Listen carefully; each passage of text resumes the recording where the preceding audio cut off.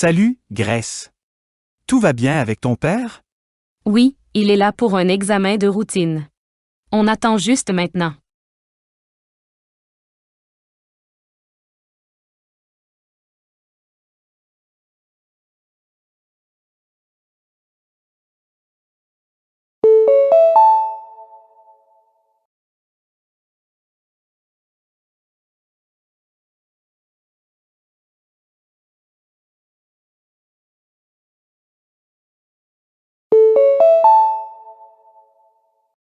Salut, Nina. C'est ta première fois en salsa? Oui, j'espère ne marcher sur les pieds de personne.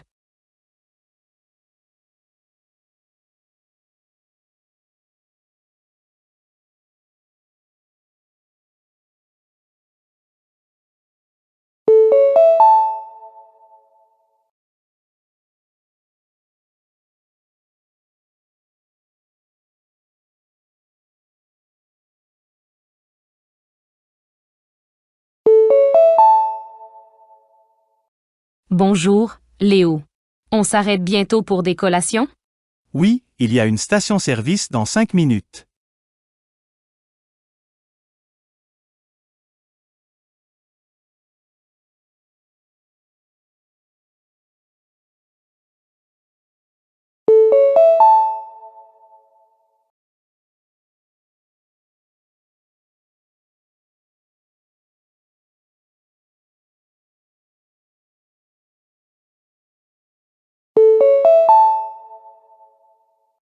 Salut, Ava. Quelle saveur prends-tu aujourd'hui? Pépites de chocolat. C'est ma préférée par des journées chaudes.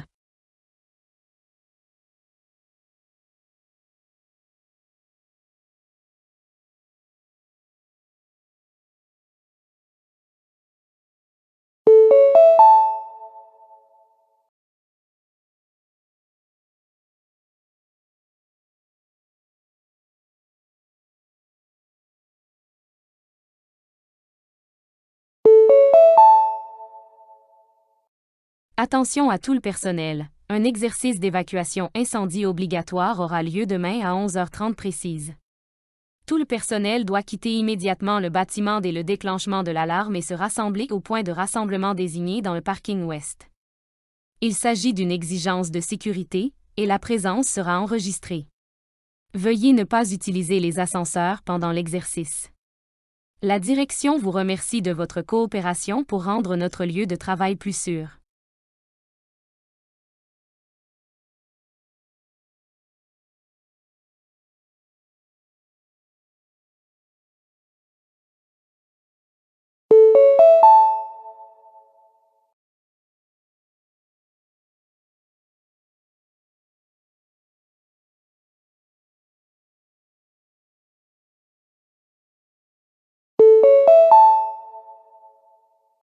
Ceci est un avis urgent du département météorologique régional. Un bulletin de cyclone de niveau rouge a été émis pour les districts côtiers, avec une arrivée prévue avant minuit. Il est fortement conseillé aux résidents de rester à l'intérieur, de faire le plein de provisions essentielles et de suivre les informations locales pour les consignes. Des abris d'urgence ont été activés dans la zone C. Les autorités surveillent la situation de près et demandent la pleine coopération du public.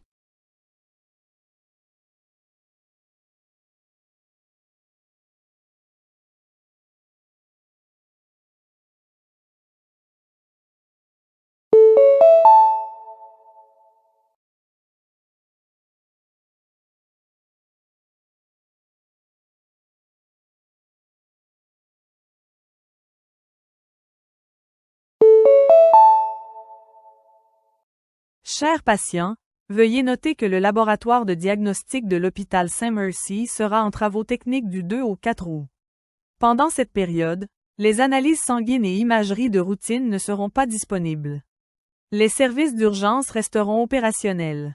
Nous vous conseillons de reporter les rendez-vous non urgents pour éviter des retards. Notre équipe de support est à votre disposition pour toute assistance.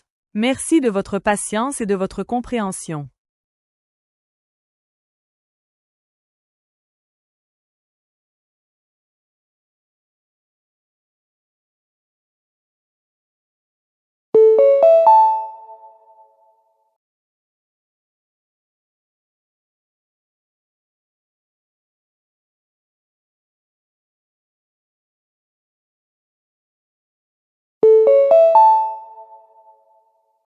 La ville de Riverview lance une opération de recyclage de quartier samedi prochain de 9 h à 13 h à la salle communautaire.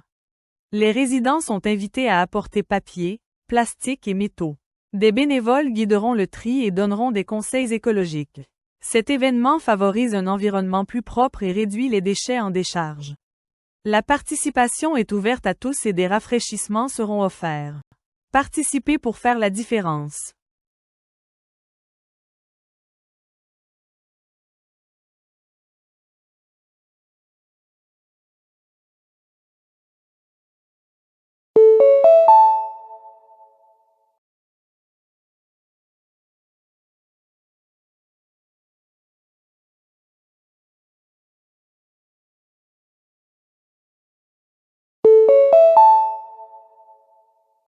Bonjour.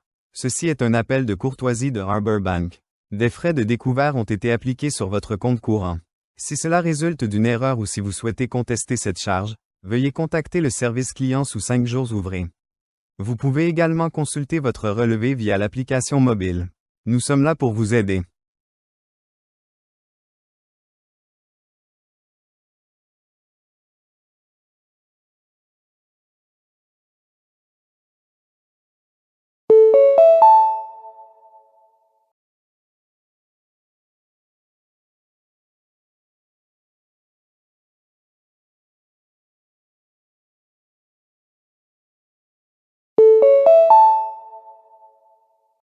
Bonjour, ici Clara du Writers Hub.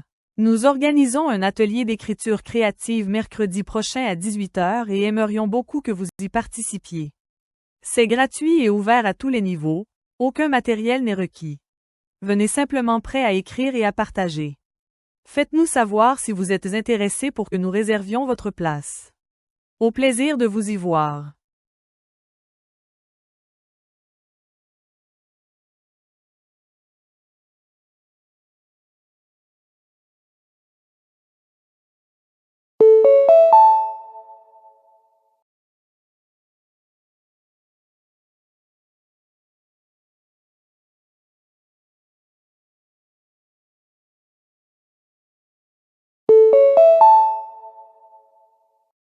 Bonjour, ici le service passager de Skylink Airways.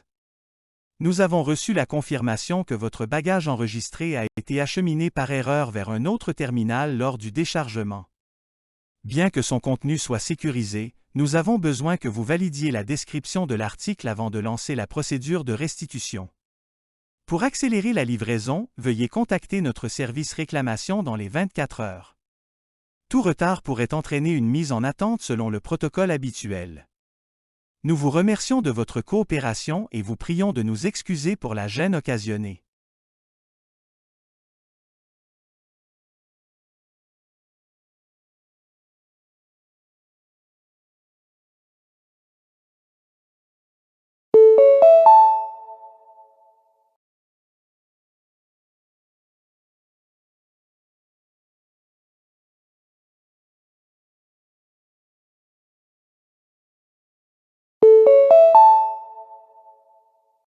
Bonjour, ici le service conformité de Citicorp Bank.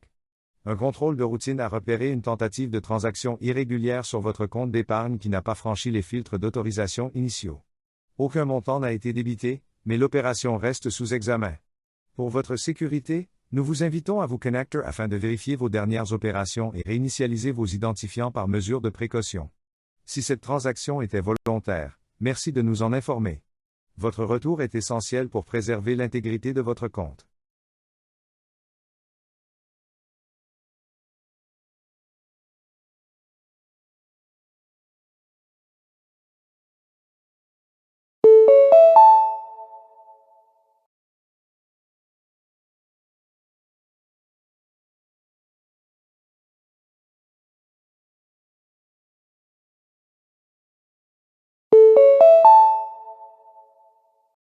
Bonjour, ici Madame Carver, de Hillridge Academy. Malheureusement, en raison de contraintes de transport et de conditions météorologiques imprévisibles, la sortie scolaire prévue demain vers la réserve naturelle est annulée. Nous savons que les élèves l'attendaient avec impatience, mais la sécurité prime.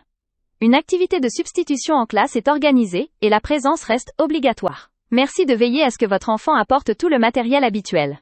Nous vous communiquerons bientôt le nouvel emploi du temps. Merci de votre flexibilité et de votre compréhension malgré ce préavis court.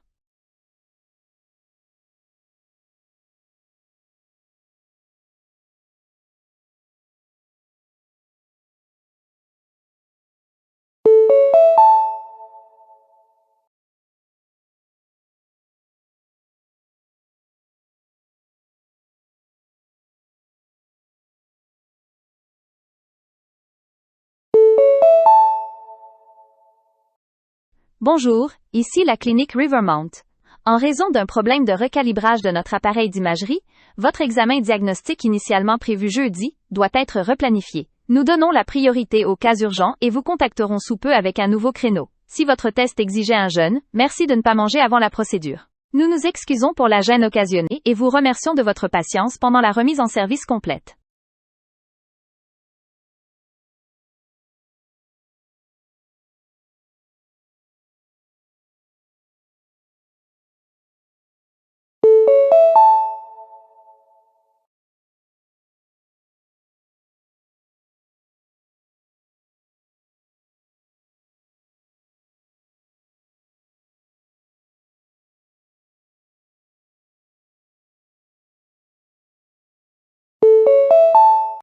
Personne 1. Je suis un planning de ménage strict. Linge le lundi, dépoussiérage le mardi, aspirateur le mercredi et nettoyage en profondeur le week-end. Chaque objet a sa place attitrée et je vide un tiroir ou une étagère chaque mois. Aucun désordre n'apparaît devant les invités car je range quotidiennement, j'essuie les surfaces après usage et je mets en réserve les affaires de saison. Personne 2. Je fais le ménage quand je trouve que c'est devenu le bazar, généralement une fois toutes les 2 semaines.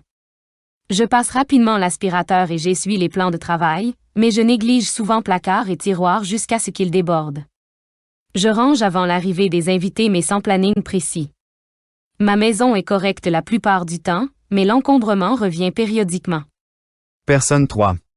Je n'ai presque pas de routine de nettoyage. La vaisselle reste dans l'évier pendant des jours, le linge s'entasse pendant des semaines, et je ne me souviens pas de la dernière fois où j'ai réorganisé mon placard. Je slalome parmi les objets accent aigu par et vis dans le désordre parce que le ménage me stresse.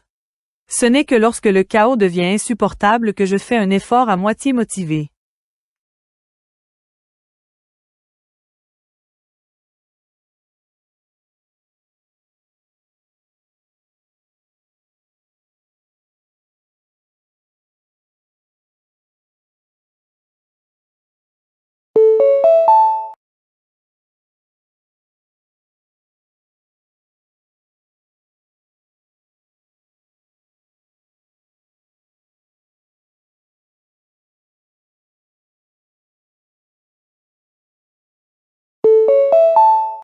Personne 1.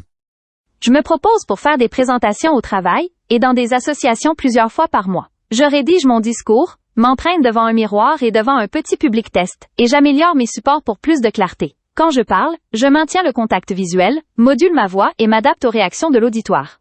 Parler en public me motive plutôt que ne m'intimide. Personne 2. Je prends la parole quand c'est nécessaire, mais je suis toujours nerveux avant. Je prépare des notes et répète mes points clés en silence, mais je n'aime pas me porter volontaire. Pendant l'exposé, j'ai les mains moites et je déroule mes diapositives rapidement. Après, je suis soulagé que ce soit terminé. Je suis à l'aise en petits groupes, mais devant un large public je deviens anxieux. Personne 3. Je redoute toute prise de parole en public. J'évite les occasions de me tenir devant les autres et je demande à un collègue de présenter à ma place. Même une petite réunion me terrifie et je n'arrive pas à préparer ou répéter. Je préfère garder le silence plutôt que d'affronter un auditoire, quelle que soit sa taille.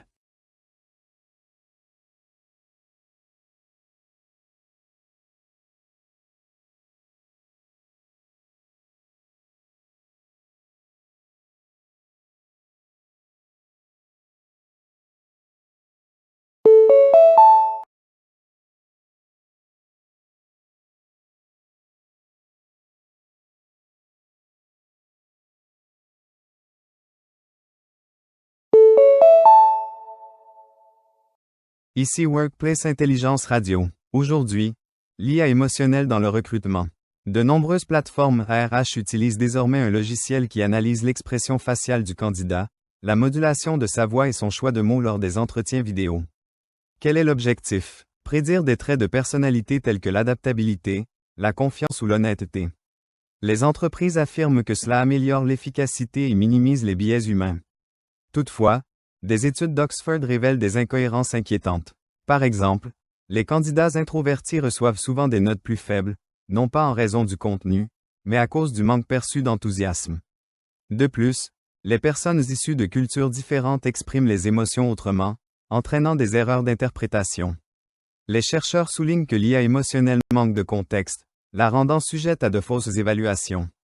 Alors que l'automatisation façonne toujours le recrutement, les experts exhortent les régulateurs à imposer des normes d'audit pour éviter que les biais numériques ne remplacent l'erreur humaine par une discrimination algorithmique.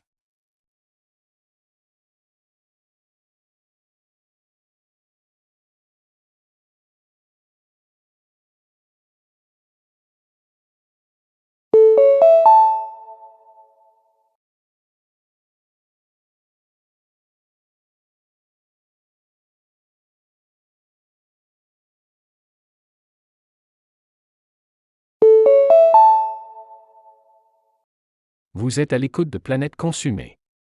Aujourd'hui, l'ombre écologique de la mode rapide. Les marques lancent de nouvelles collections toutes les quelques semaines, répondant aux micro-tendances alimentées par les réseaux sociaux. Mais cette facilité cache des coûts importants. Selon un rapport de l'ONU, la mode représente 10% des émissions mondiales de carbone, et le rejet des teintures pollue les eaux douces dans les pays en développement. De plus, les tissus synthétiques comme le polyester libèrent des microplastiques lors du lavage, contaminant les océans. Pourtant, le problème ne se limite pas à la production, mais aussi à la culture du jetable.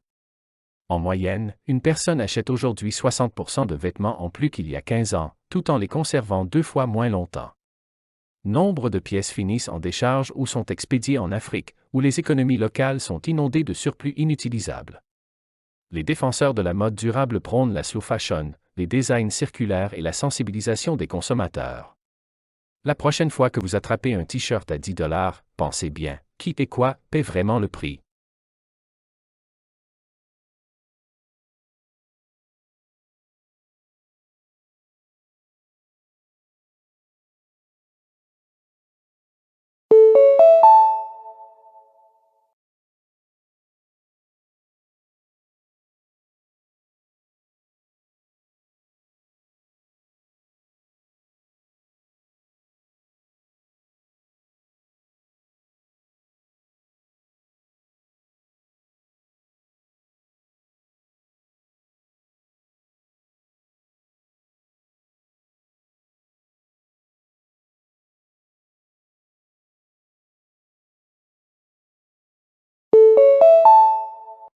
Docteur Chovik, les agriculteurs s'intéressent de plus en plus au microbiome du sol. Comment la diversité microbienne sous la surface influence-t-elle le rendement des cultures et la durabilité? Le microbiome du sol comprend des milliards de bactéries, champignons et archées par gramme de terre. Ces micro-organismes jouent un rôle crucial dans le cycle des nutriments, la communication racinaire et la défense contre les agents pathogènes. Un écosystème microbien diversifié améliore la fixation de l'azote, la décomposition de la matière organique et la disponibilité du phosphore essentiel à la santé des cultures. Une diversité microbienne réduite, souvent due à l'usage excessif de pesticides ou aux monocultures, peut dégrader la structure du sol et entraîner un épuisement des nutriments. Cela oblige les agriculteurs à dépendre davantage d'engrais synthétiques, créant une boucle de rétroaction de fertilité déclinante. Quelles techniques agricoles aident à restaurer ou préserver la santé microbienne du sol? Des méthodes telles que les cultures de couverture, le travail réduit du sol et l'application de compost nourrissent les communautés microbiennes. Certains exploitants utilisent des inoculants microbiens, des souches concentrées de microbes bénéfiques, pour améliorer la santé du sol. La rotation des cultures assure également une diversité de sources alimentaires pour le microbiome, maintenant un écosystème résilient.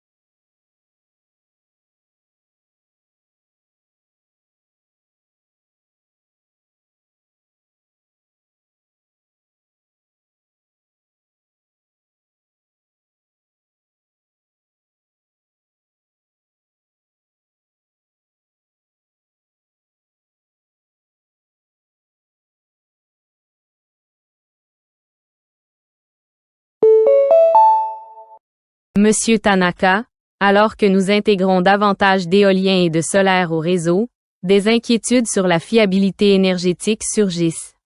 Pourquoi? L'éolien et le solaire sont des sources variables, ils dépendent du temps et de la lumière du jour, qui ne coïncident pas toujours avec la demande. Cette intermittence comptage des gestionnaires de réseau, qui doivent maintenir un équilibre en temps réel entre l'offre et la consommation d'électricité. Les réseaux conventionnels étaient conçus pour des rendements prévisibles des centrales fossiles ou nucléaires. L'ajout de renouvelables accroît la volatilité qui, sans stockage ou prévision adéquate, peut provoquer des fluctuations de tension voire des pannes lors de décalage entre production et demande. Quelles stratégies maintiennent la stabilité du réseau avec une forte proportion de renouvelables? Les systèmes de stockage, comme les batteries lithium-ion et le pompage-turbinage hydroélectrique, emmagasinent l'excédent et le restituent aux besoins. Les modèles de prévision avancés, les réseaux intelligents et les programmes de gestion de la demande en temps réel aident également à adapter la consommation. Certains systèmes utilisent même des centrales électriques virtuelles pour agréger et piloter des sources décentralisées.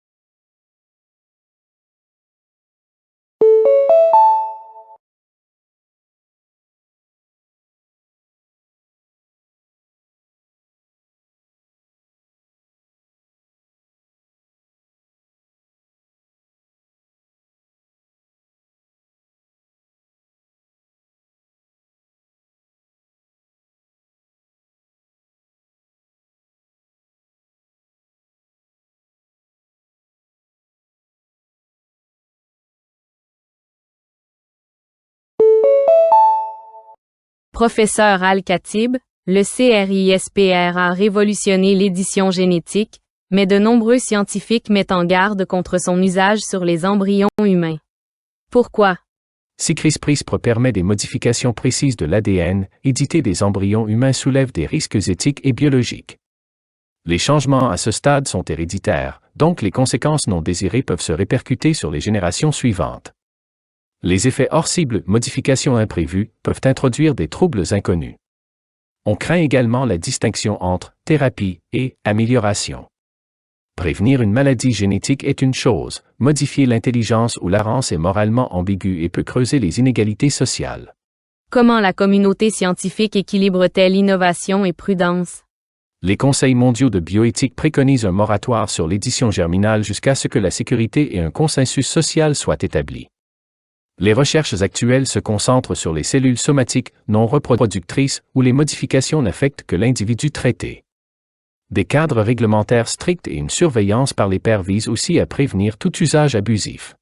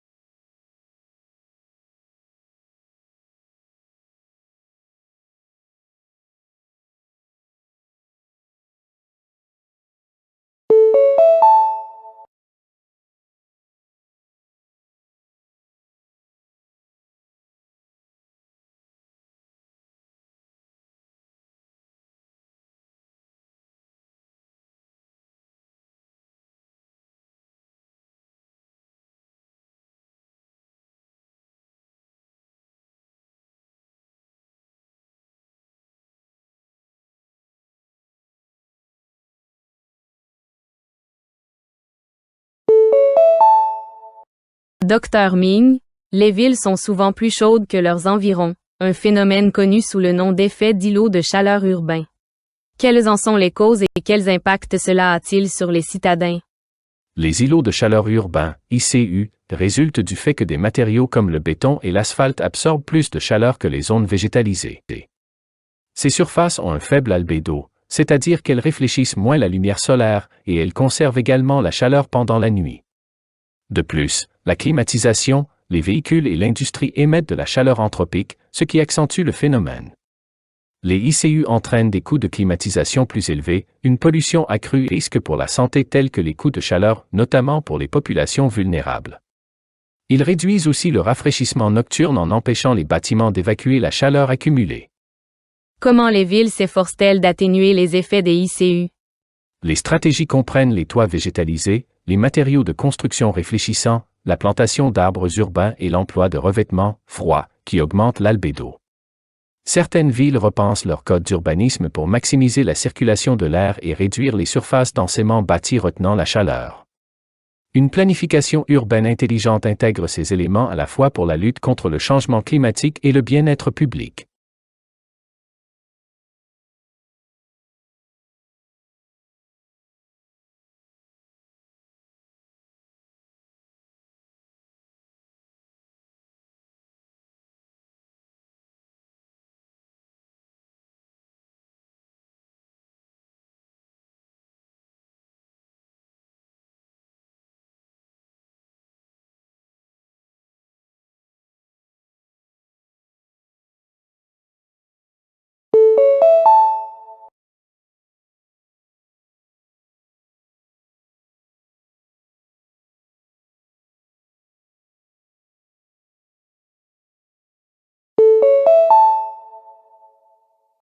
L'architecture durable conçoit des bâtiments pour minimiser l'impact environnemental.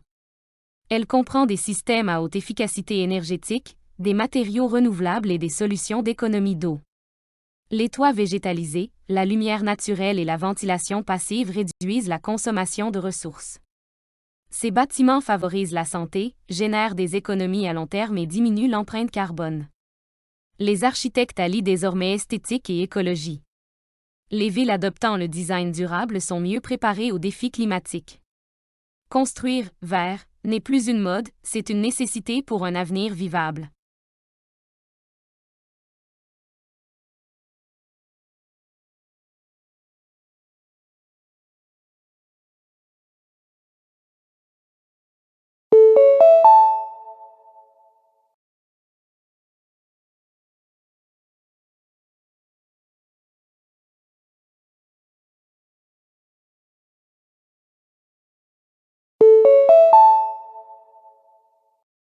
La sensibilisation à la santé mentale favorise la compréhension et l'acceptation des troubles tels que la dépression, l'anxiété et le trouble bipolaire. La stigmatisation empêche souvent les personnes de demander de l'aide.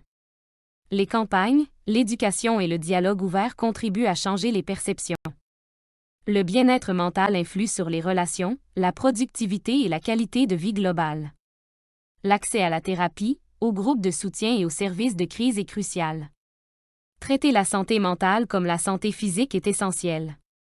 Chacun a une santé mentale, et en prendre soin profite aux individus comme à la société.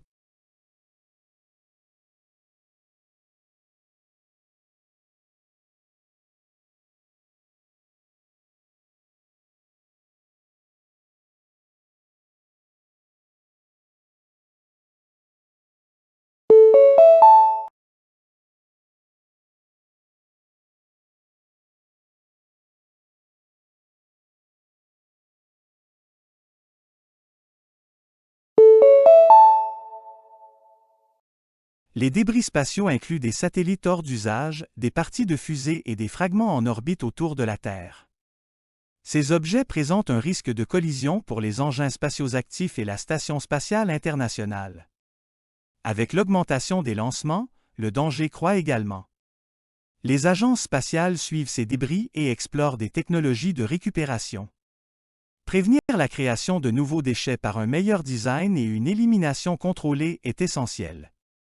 L'espace peut paraître vaste, mais ses orbites utilisables sont limitées. Maintenir l'espace propre garantit la sécurité de l'exploration et des communications.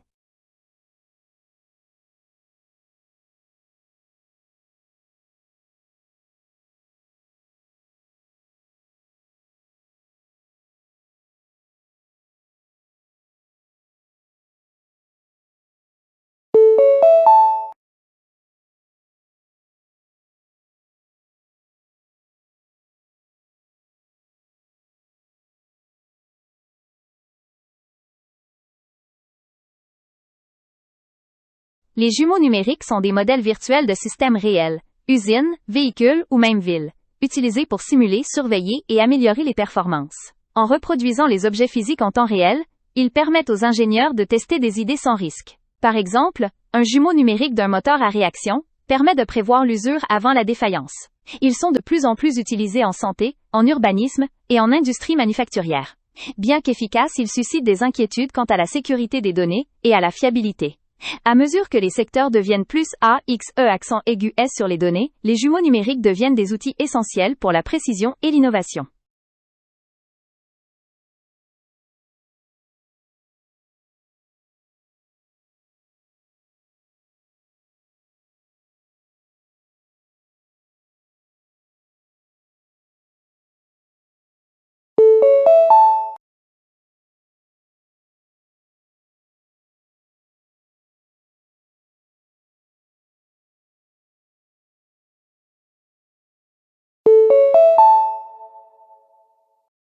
La synesthésie est un phénomène neurologique où un sens déclenche involontairement un autre.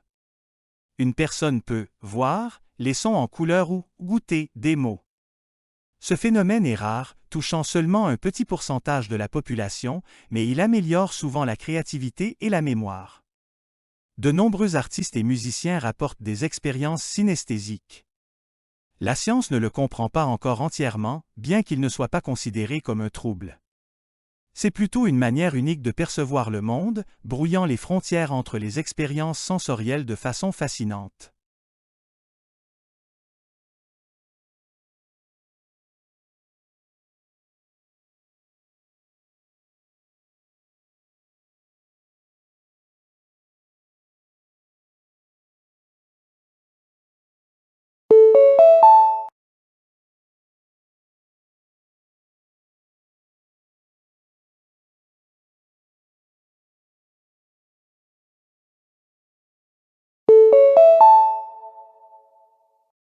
La biomimétique consiste à concevoir des produits ou des systèmes en imitant les solutions de la nature. Le velcro s'est inspiré des bardanes qui s'accrochent au pelage des animaux, tandis que les pales d'éoliennes efficaces imitent les nageoires de baleines. Les schémas éprouvés par la nature résolvent souvent des problèmes complexes avec élégance et efficience. De l'architecture à la robotique, la biomimétique favorise durabilité et innovation. Elle nous apprend à observer et à tirer des leçons des écosystèmes qui ont évolué pendant des milliards d'années. Concevoir avec la nature, et non contre elle, est la clé d'un avenir plus harmonieux.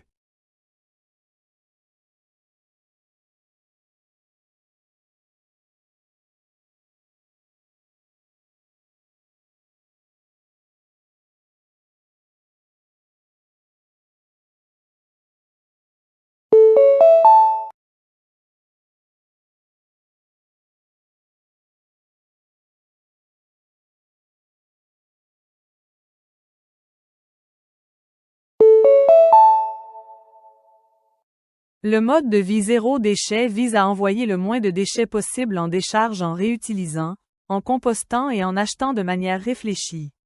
Il remet en question les habitudes de consommation, encourager les achats en vrac, les contenants réutilisables et les produits faits maison. Les partisans réduisent l'usage du plastique et privilégient les emballages minimaux. Si la perfection est difficile à atteindre, l'objectif est le progrès et non la pureté. Le mouvement ne se limite pas aux changements personnels, il pousse les industries et les gouvernements vers des systèmes durables. Les déchets sont souvent invisibles, et le mode de vie zéro déchet nous oblige à confronter ce que nous jetons.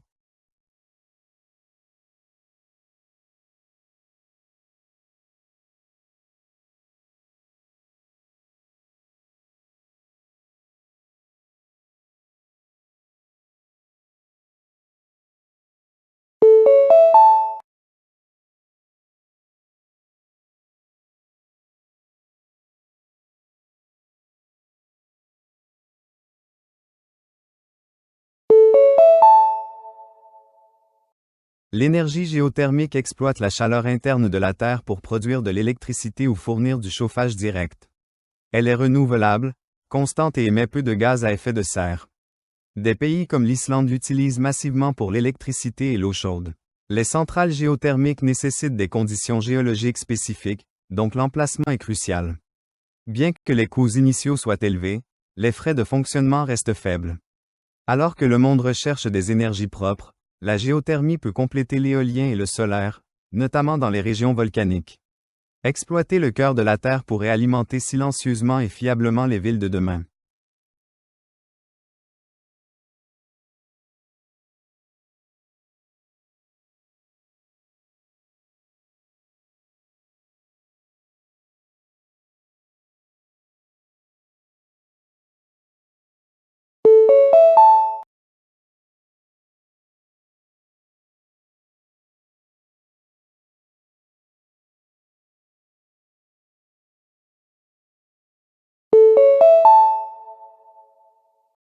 Le sable semble abondant, mais son extraction excessive, particulièrement pour la construction, engendre une crise mondiale. Les rivières, plages et fonds marins sont dépouillés, endommageant écosystèmes et communautés. Contrairement au sable du désert, trop lisse, la construction requiert des grains anguleux que l'on trouve dans les cours d'eau. L'extraction illégale de sable prolifère, souvent liée à la corruption et à la violence. Pourtant, la question reçoit peu d'attention. Avec l'urbanisation croissante, la demande augmente également. Des alternatives durables et une meilleure régulation sont urgemment nécessaires pour faire face à cette menace environnementale méconnue.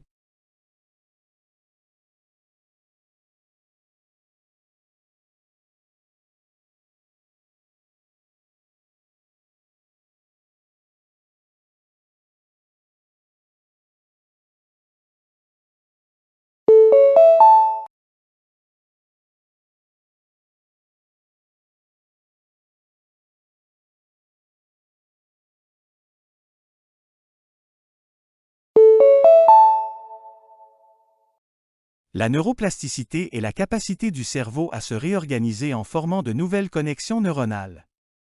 Elle permet l'apprentissage, la formation de la mémoire et la récupération après une blessure. Contrairement aux anciennes croyances, le cerveau n'est pas figé, il s'adapte tout au long de la vie. Des pratiques comme la méditation, la musique ou l'apprentissage de nouvelles compétences renforcent la neuroplasticité. Elle joue un rôle clé dans la récupération post-AVC et la thérapie des traumatismes. Bien qu'elle soit puissante, elle signifie aussi que les habitudes bonnes ou mauvaises peuvent façonner profondément l'esprit. Comprendre la neuroplasticité nous donne le pouvoir de modifier nos pensées et nos actions.